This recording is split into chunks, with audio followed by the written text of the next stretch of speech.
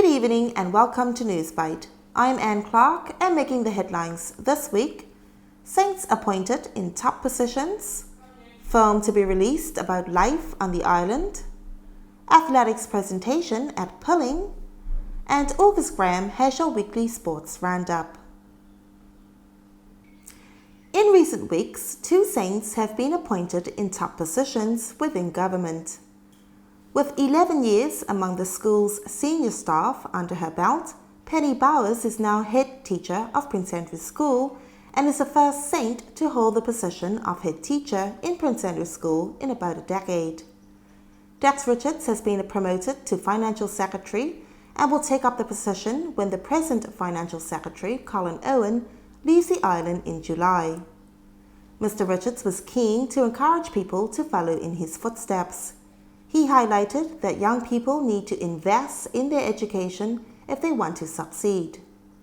This is part of a larger push, SHG says, to replace expensive foreign contracts with people from the island. By 2021, they hope to have reduced the number of TC officers on the island from 89 to 55. Filmmaker Dieter Daswati will be screening his new documentary, Saints, for the first time next weekend at a festival in London. The film follows St Helena in a time when the island is preparing for change. In it, saints wonder how their lives will alter when tourists start arriving. Dieter's film will be shown at the Open City Documentary Festival in London. Here is Dieter speaking about the project and the official trailer for the movie. Saints is an ode to the island of St Helena, a portrait of a small community in the South Atlantic Ocean. In my film, there's a lot of detail for the nature and the changing landscape.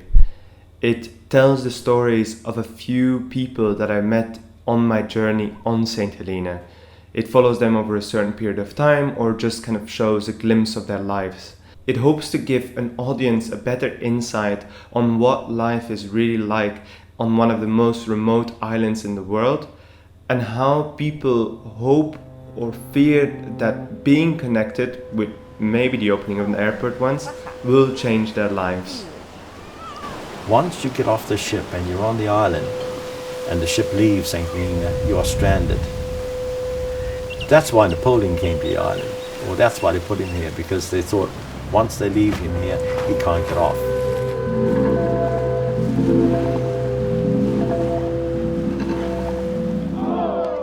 You learn to live with this kind of thing of isolation. But we grew up with that sort of thing in life, you know. We can't get off.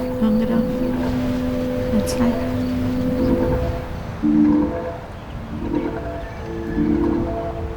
It is only one more year before airplanes will be descending onto prosperous plain. Soon it will only take us 5 hours from here to Cape Town, rather than the 5 days now on the ship.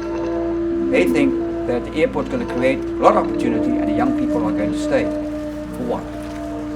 Make the beds. I don't know, drive the taxis, sweep the floors. Because we all can't be chiefs. We can try to protect what little we have now. But what can you do if you only got a small population? And generally man, he's curious.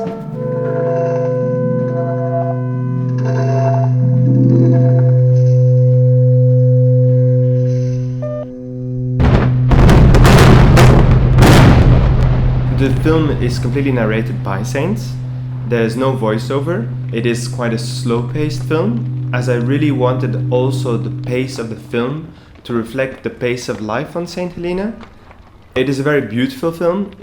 As I mentioned before, it has a lot of attention for detail, so the feedback so far has been great because people really pick up on the sort of atmosphere of the island.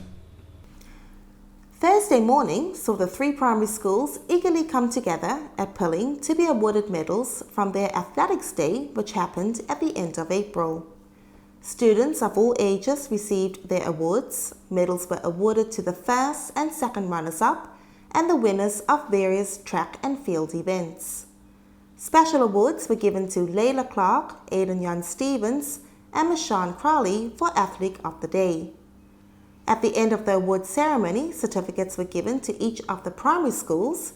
Second runners-up were Harford, first runners-up were Pilling, with St Paul's being the winners. Well done to everyone who took part. Here now is August Graham with your weekly sports roundup. Hello and welcome to Sports Arena. Fugees picked up their first win of the season on Saturday. They defeated Crusaders 2-1 with Liam Yon getting both the goals for Fugees and Martin Jackson Buckley netting for Crusaders. Chop Shop Boys now lead the league after their narrow 1-0 victory over Hotshots in Saturday's final fixture. Alonzo Henry netted the game's only goal.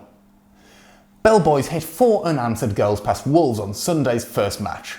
Damien Stevens netted twice, Wayne Crowey converted a penalty kick and Paul Tyson got the fourth. In Sunday's second fixture, Axis won 3-1 over Refugees. Axis starlet Scott Henry scored a hat-trick and Sanjay Klingham converted from the penalty spot to earn a consolation goal for his team. The final match of the weekend saw Rovers bounce back from defeat against Chop Shop Boys last week to win against defending champions Hearts. There was no doubt who was dominating the match. Though the scoreline might not do them justice, it was Rovers who ran the game from the very start. In the first half, a compact Heart defence kept away the threat of a stronger team, and their efforts, such as this one, were dealt with well. Despite nifty play in the box, it was not enough to trouble Andrew Yon in goal. When they managed to get a shot off though, the efforts of the boys in yellow and black were thwarted by strong goalkeeping displays. But with most of the play taking place in the Hearts half of the pitch, the few times that they managed to break through, their efforts on goal were lacklustre. Although it must be said, they were often matched by their rivals for scuffed shots. But as the game pushed on, Hearts moved their team further up the pitch, leaving their goal even more exposed. In the end, tired legs and defence seemed to have sealed the day as Tyler Benjamin got into acres of space in the Hearts box. The shouts of offside fell on deaf ears as Benjamin celebrated his goal. But despite some good play, Rovers weren't able to capitalise on the defence's tired legs to widen their gap, as the keeper, Yon, rose to the challenge, keeping the score at 1-0.